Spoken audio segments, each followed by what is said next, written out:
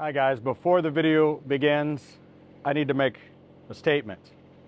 I recorded the original video of the oil change on the Maserati Levante on October 14th. The next day, October 15th, I had a devastating house fire here at my home in Las Vegas. It was life-changing. And we can no longer stay here at the house for some time while it's being repaired and rebuilt. I did have to come back and make some changes after I made the video, and I've decided to go ahead and put out the video. When I made the video and I was doing the oil change, I had Googled what kind of oil goes in the Maserati Levante, and the oil that you see me use in the video is for the V8 version of the car. That's an uncommon version for the Trofeo, the V8 version. Most of these cars have the V6, which uses a different kind of oil.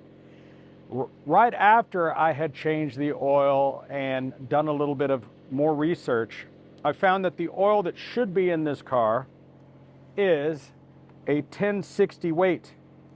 So what I had done is right after making the video, I ordered this online, actually on Amazon, to be delivered. Nice big jug of it. But before it could be delivered and before I could make the change, the fire happened the next night. So it's now several weeks later. The garage portion was not harmed in the fire. So as soon as I received the oil, I took the car back in there, despite what was going on here at the house, and I went ahead and dumped that oil and changed it with this, the 1060. So I just wanted to make this notation that you're going to see an edit where I may leave that part in or I may cut it out. So depending on which car you have, whether or not it's the V6 version or the V8 version, you may have two different kinds of oil, and it's important that you check with your owner's manual to see which kind you have. And if you don't have it, maybe check with your dealer or search online, but make sure you know which engine you have. The reason for this is there are different types of oils to facilitate the turbos and the displacement in the engine. So I wanted to put this little disclaimer at the beginning of the video before we begin. And for those of you that have supported me in the channel and have supported me during the fire, thank you so much from the bottom of my heart. Now, let's move forward with the oil change of the Maserati Levante V6 version.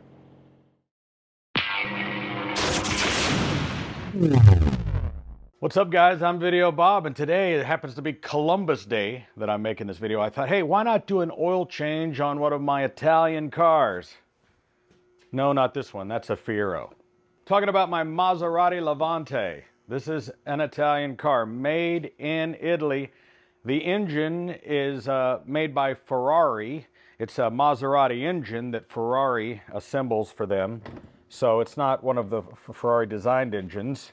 It is a Maserati designed engine. This is a twin turbo V6. I wish I had gotten the Trofeo V8 version. It's so much more powerful, but it's literally double the price. Now, there's a lot of conversation about the Maserati car because of its depreciation. People are afraid that these cars are going to break down because previous Maseratis, before Stellantis took them over, weren't that great of cars. But even though that Ferrari made this engine, and it's made by Maserati, owned by the Stellantis Corporation, it has a lot of bin parts, as they're called, from Stellantis that share with the Dodges, the Rams, the Chryslers, the Fiats, and other things. I think that makes the car much more reliable. Buying one of these brand new for 100 grand is not a smart idea. So I really don't know the fate of the brand, because running down to Maserati, paying 100 grand for a car that's soon going to be not worth that much isn't that smart. But for you out there in the secondary market like me, I picked up this car. It's a 2019 Maserati Levante Granlusso. Picked it up at Tobin Maserati here in Las Vegas for only $38,000. The first guy, that guy lost like 50 grand on this car in only a couple of years. I got the car with like 40,000 miles on it, mint condition, not a scratch on it, and I paid only 40% of its value.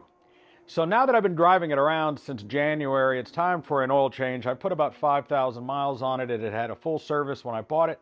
And I'm not going to take it to Maserati and pay them a couple $100 an hour to work on it. Forget it. That's why I bought this house that has my own oil pit built into it. Yes, I have my own oil pit at my own house. But if you own a lot of specialty cars and you don't mind working on them, that's something that's handy to have.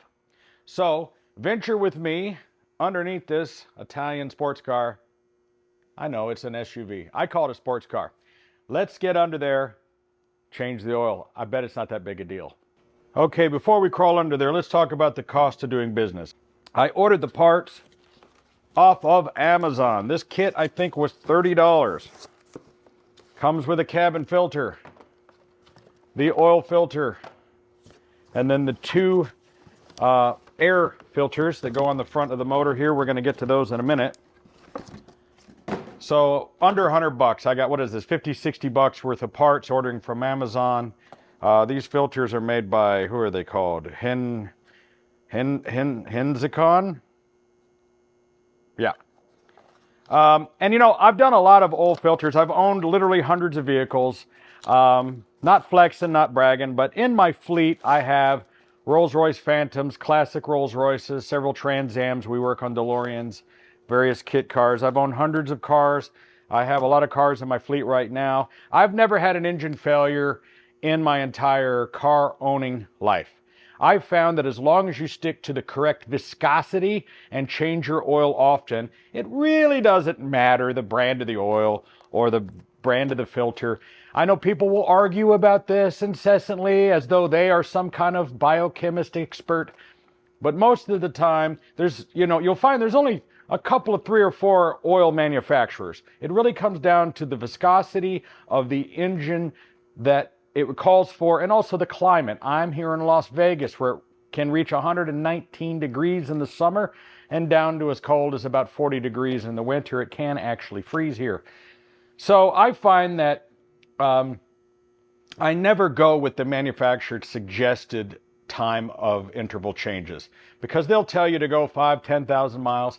I like to monitor the oil, check how black and dirty it is, smell it, and that usually tells me when I need to change it. Of course, the car will insist that it's time to change it at a certain time, and these are all dealer incentives.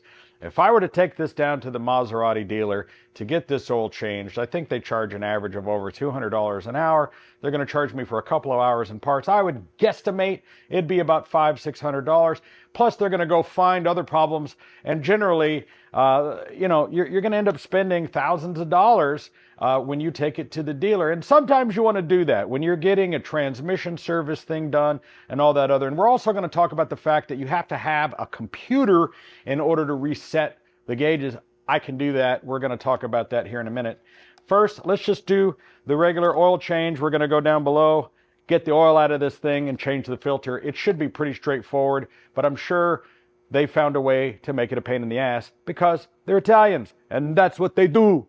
They make it a pain in the ass. I've done zero research on where the drain plug is and where the oil filter is on this car. Like, you think I would have Googled it or something. I'm just going to assume it's on the bottom.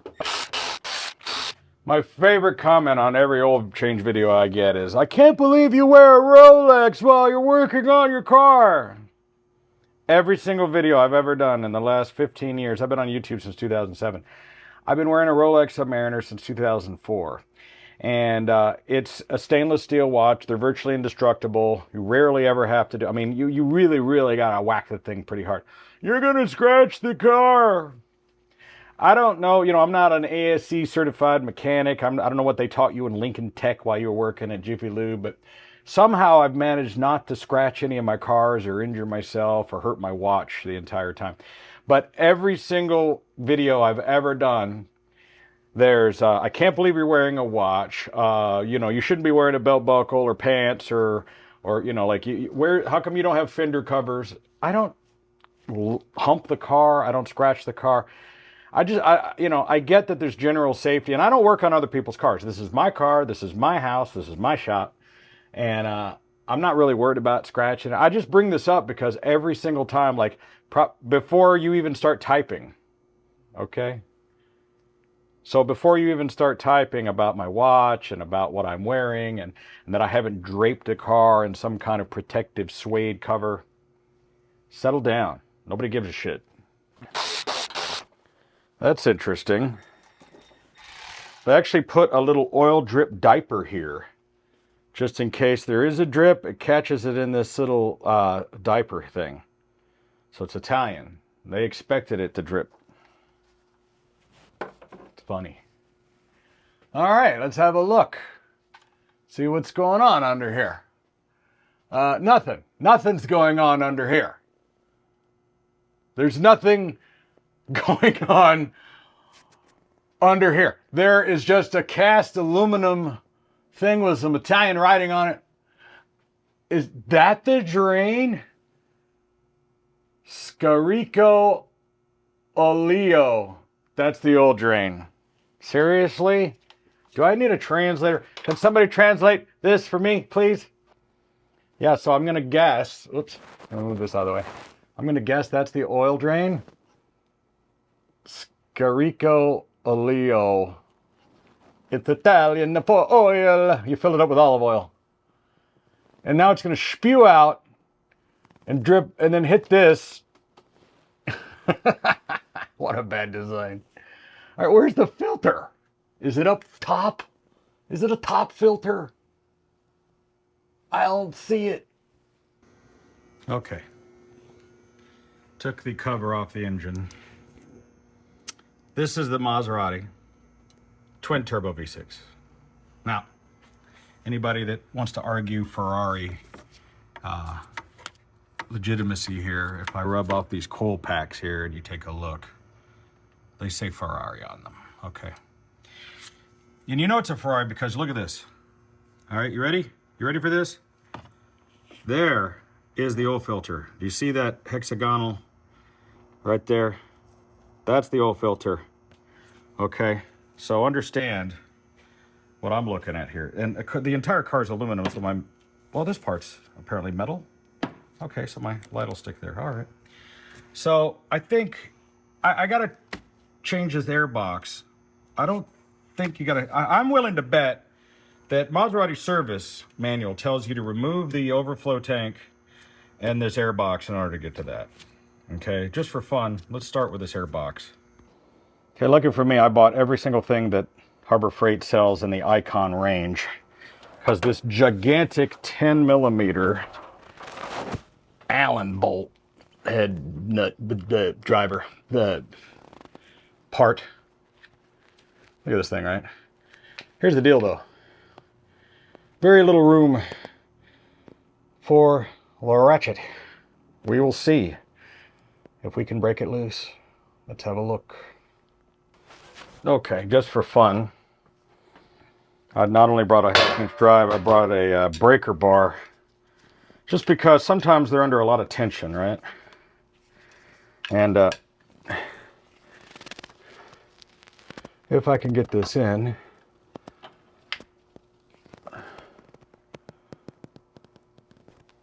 okay. I don't think I'm going to be able to get it into position. I was hoping I could.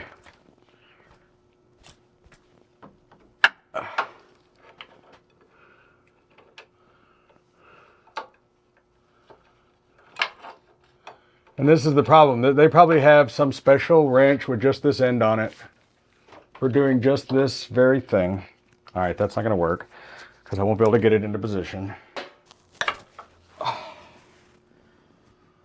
Okay. Oh, now it's super, super loose. How messy do you think this is going to be on a grade of 1 to 10? All right. Here we go. Holy shit, what a mess. It's impossible. It's absolutely impossible to not make a giant mess. I mean, it's just, you can't do it. Goes all over the floor, goes all over the thing. You just can't do it. It's impossible. Look at what a mess it's making. Because there's like no way of not doing that. I will never in a million years understand Like, I mean, every single one of us that's ever changed oil has asked ourselves, car designers, why? Why do you do what you do? Why do you put the oil change elements where they are? Why do you do it? Like, why wouldn't you just do these simple things for us, you know? And I brought this down here when really it needs to go up there.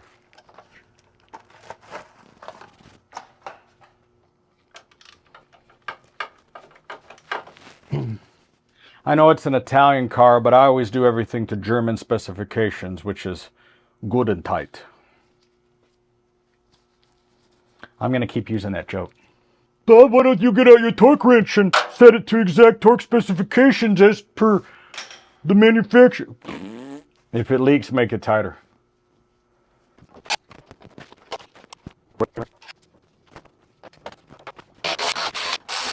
So shop owners, if you got an employee that's not using one of these or you haven't provided them with one, you're an idiot. Watching one of my guys sitting over there going on the clock took me all of, what, 15, 20 seconds to put on all those nuts. If you're not using these Milwaukee power tools or whatever brand you choose to do these jobs, you're wasting valuable time and money. Okay, we're done under here. Let's go up top, change that filter, fill it up with oil. I don't know if I can really get you close enough in here to see this, because that would require like another camera operator. Basically though, I looked at all of my different metric sockets and none of them are big enough. This is a 1 1/8, and it'll fit along the top of this thing here. There's a tiny amount of play there, but I think I don't think it's under a tremendous amount of torque. So, oh, it's nothing actually. So before I proceed, what I'm going to do is I'm going to try to just stuff some towels down there if I can. This thing's a pain in the ass, I gotta tell you. And I can't even reach the area where I need to get this towel almost at all.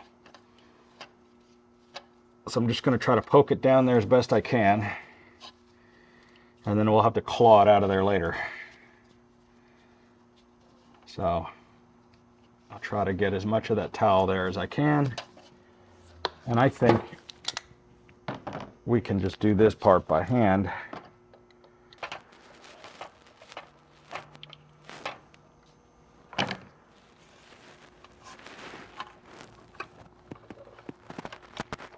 Oh, that's fun. Thank goodness it sticks to the cap. Okay. Yeah, so there you go. That just sticks to the cap. We're going to change out this and that seal there. Okay, there we go. I feel like Chris Fix. All right, guys, this is an old filter. We're going to put it inside this Maserati car. And then I get 10 million views. All right, whatever. I'm just joking around. I've met Chris Fix. He's a super nice guy. I'm not making fun of him. I'm just super jealous. I'm jealous of how awesome he is. I'm not mad at him at all. All right. I'm going to do this slow and easy. Feel it, listen to it. Just a little bit of torque. Just that much. That's all. Thank you. Good night. That just folds up. And there's my cabin filter. It's really not that dirty. But what the hell? I have one. Might as well change it. It looks exactly the same, folks. But might as well change it. A friend of mine, what he used to do is he used to spray a little cologne or something on there. Doesn't look like it matters. I'm not going to do that, but that used to be his trick. He'd get in his car and go, oh my gosh, it smells so good in here. That's pretty So a dealer would probably charge you like 500 bucks for that. I mean, who knows? They charge a lot of money for things that you could do yourself. All right, I guess we'll change this filter as well, since I have it.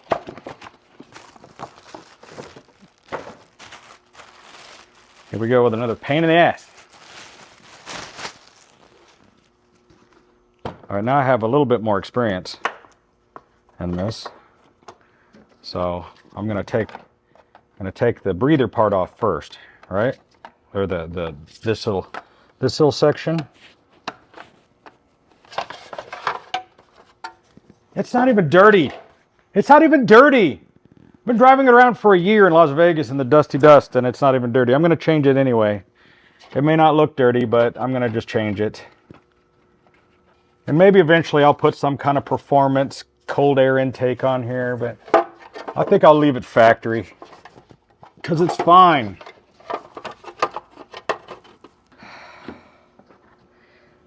My protruding belly helps protect the exterior of the car.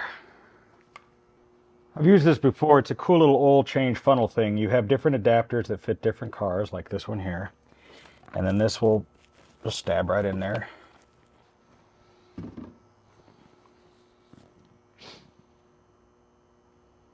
All right, we'll let that drain down. And then I'll check it. I'll run it, and then I'll check it here in a sec. They really should have made this cover red because Ferrari. But, I mean, they did do that on the V8 version. They did a wrinkle coat red that was pretty amazing. So I guess you only get to have the cool Ferrari stuff if you're doing the V8. I get it. I wanted to take that thing apart and paint it, but it was way too much trouble.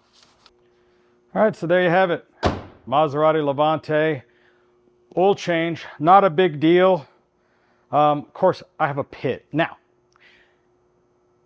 let's also remember that you can jack this thing up into four-wheel drive mode with a tear suspension, which gets it pretty high. And if you've got a couple of ramps, or you know how to work jacks properly, you could easily crawl up under this thing and change the oil. Or you could use a vacuum pump.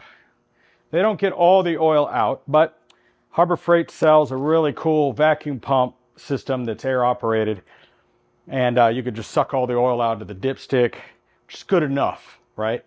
You could do a few oil changes like that, and then maybe you do a couple at the dealership here and there.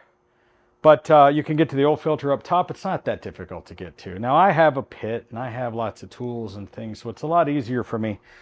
But here's the thing. The average Maserati Rolls-Royce owner isn't working on their own cars. I'm a different breed. A different kind of guy. You know, when I do my Rolls-Royce oil change videos, all the comments are like, oh, what kind of Rolls-Royce owner would work on his own car? I like working on cars. Cars are my passion and what I like to do, and I would prefer, like, I could have one brand new Rolls-Royce for $500,000, or I could have 30 really cool cars. I've got Knight Rider cars, DeLorean time machines, Maseratis, the Lamborghini kit car, the Testarossa kit car. I've got all kinds of vans and trucks. I've got lots of fun cars, convertibles, motorcycles.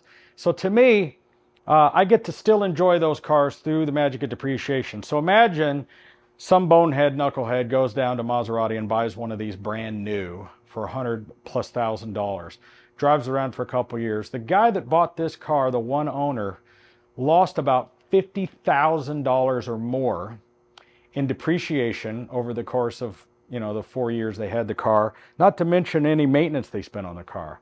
I come along and bought the car for $38,000. Now, had I bought a 2017 model, which is almost the same one, but the 2017 is different than the 2018 because it doesn't have a lot of the same adaptive cruise control and a lot of the other tech. You can get those for in the $25,000 range, okay? So you can get those a lot cheaper. Even if I had to do a full engine replacement, even if I had to do a transmission, even if I had to do any of those things, I still haven't spent nearly as much as the first guy lost. So buying cars at the right point in their depreciation is the key.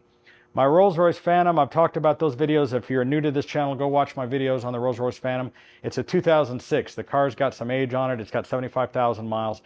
I bought the car for about 1/10 of its value Bought the car for $60,000. I've probably put about $20,000 in it since I've had it. And people will go, oh, it's a money pit. No, it's not a money pit, because the guy that bought it the first time lost like $300,000 in depreciation on the car.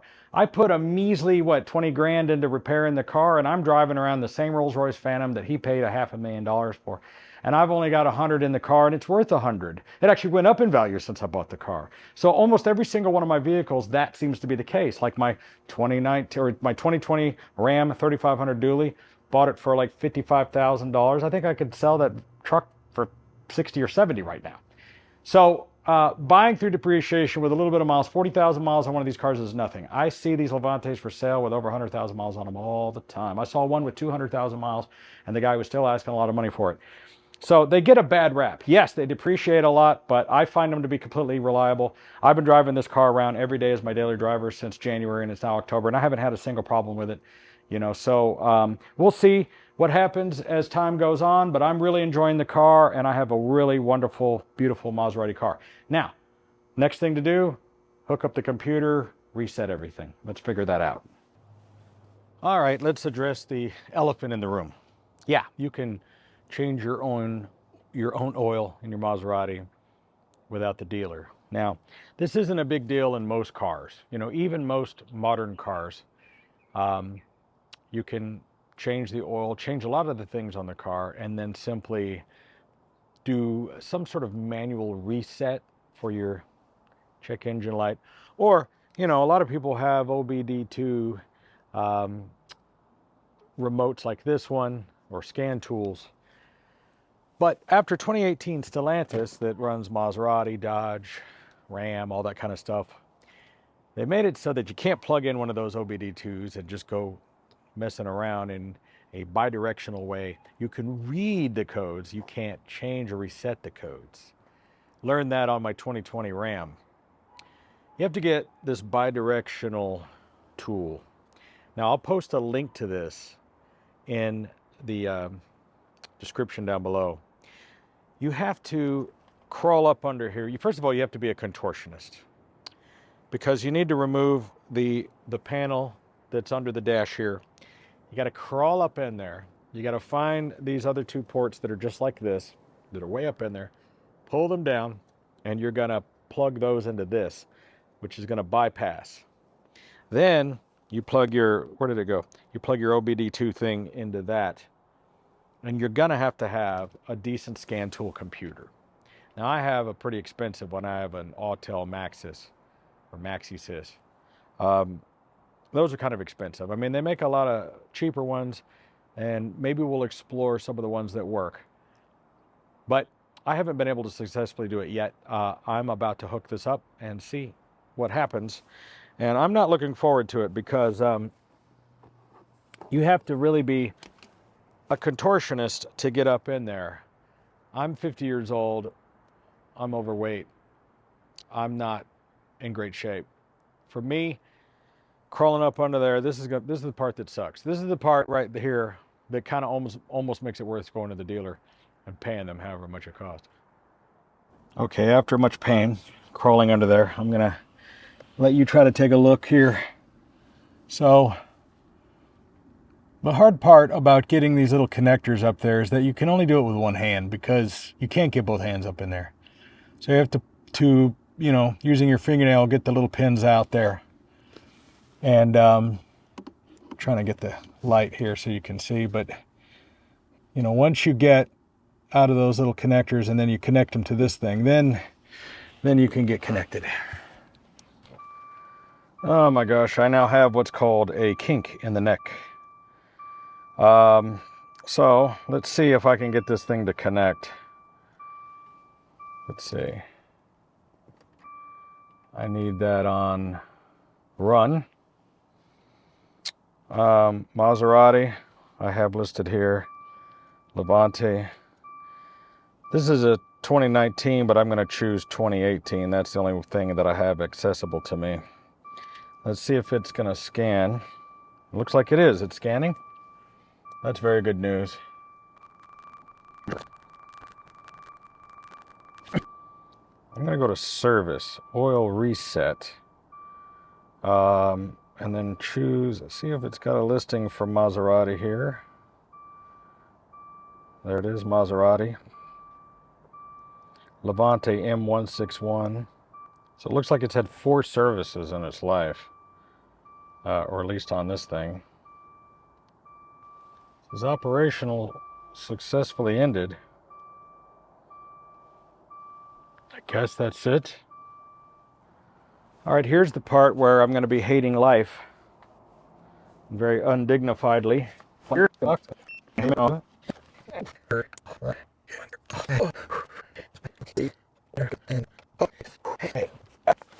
Yeah. I need a chiropractor. Help. Okay, now I have to put the little panels back. That's fun. Not too difficult, but has to be done. And here we go.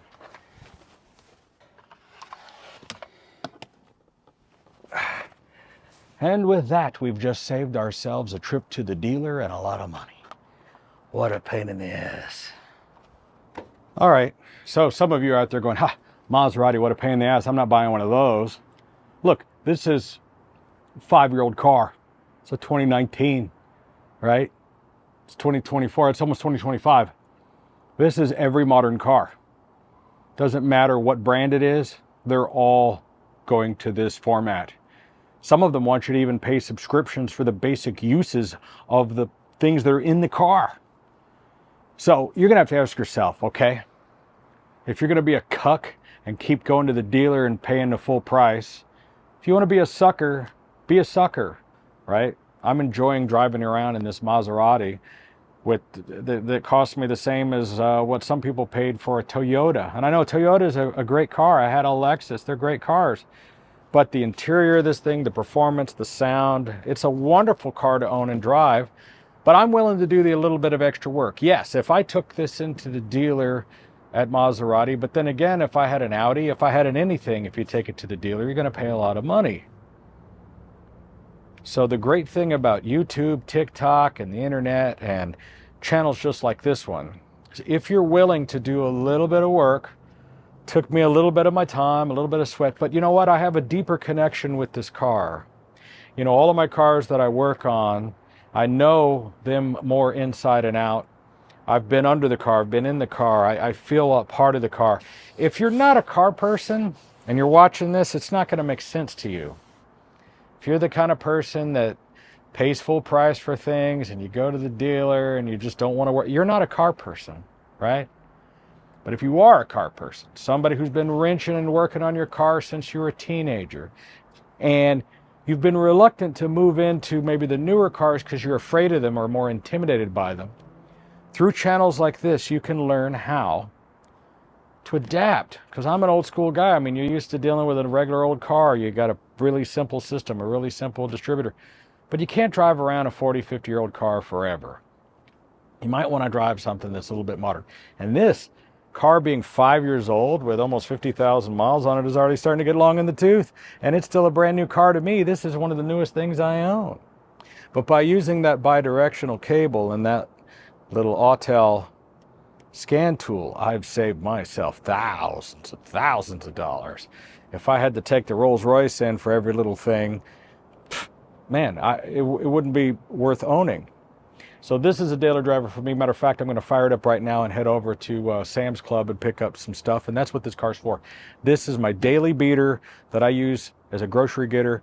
It's going to get dents and dings in it. I don't care. It's just a car that I use as a beater because you know what? I didn't pay that much for it.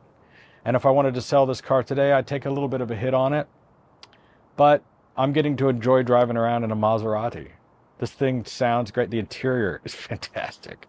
Better than any other car. So you're going to have to learn these tricks with that bidirectional cable with any Stellantis vehicle. We're talking about Dodge, Chrysler, Ram, Maserati, Fiat, the list goes on. And all the manufacturers are going to start doing that. This is how we're going to beat them, folks. The right to repair. It's mine, I own it, and I should have the right to fix my own car. So if you're ever in the chance to vote for the right to repair, do it. Because that's what we're all fighting for. That's what this channel is about. If you like what you saw, go back through some of my videos. They go back, I think, 17 years now. You can go back and see some of the videos that we've done on all kinds of different cars. Not to mention, this is Bob's Prop Shop Las Vegas. We build famous movie cars like Knight Rider, Ghostbusters, and of course the DeLorean Time Machine. We've done like 50 of those. You've seen them at Universal Studios parks. If you want one, we'll build you one. So yeah, just a quick little commercial for myself, Bob's Prop Shop. Check that out at bobspropshop.com and also on social media. If you're interested in the DeLorean Time Machine, Knight Rider, all that kind of fun stuff, that's what we do. We make your dreams come true. So yeah, I have to take time out of my day from working on the DeLorean to go change the oil on the Levante. But if your dream car is the DeLorean Time Machine, we've got one for you. Check out bobspropshop.com. And of course, you've probably seen me on the TV show Pawn Stars. I'm on there all the time here in Las Vegas. And we used to have our own show, Screen Machines, which you could find on Amazon and Tubi if you want to see us building some of these cars. Thanks for watching, guys. I have a couple other channels I want to promote. If you're in Las Vegas, we have Bob Eats Vegas, where I review food. And if you want to watch me working in the shop, like what I was just doing now, live, you can go to Bob's Prop Shop live webcam, and you could watch me working here in the shop live and interact with me, ask me questions anytime. If you made it to the end of this video, thank you very much. I'm Videobob. Catch you later.